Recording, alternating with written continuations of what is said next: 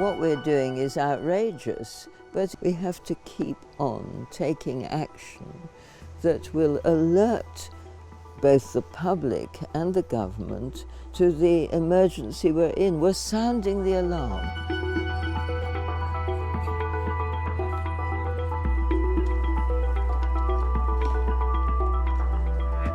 I have to say it's a very scary business.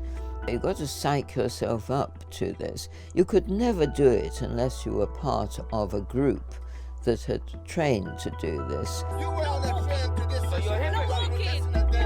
What? He's not even fucking talking. Why are you on the electric train? Everyone here is as hungry as I am. Then your course is going nowhere.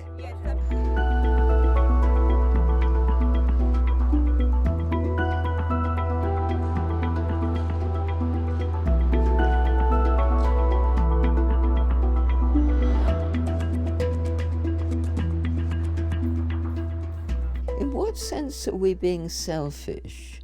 I can't understand that word. I mean, I don't want to go and sit on a wet motorway and wait to be arrested and spend the day in a police cell.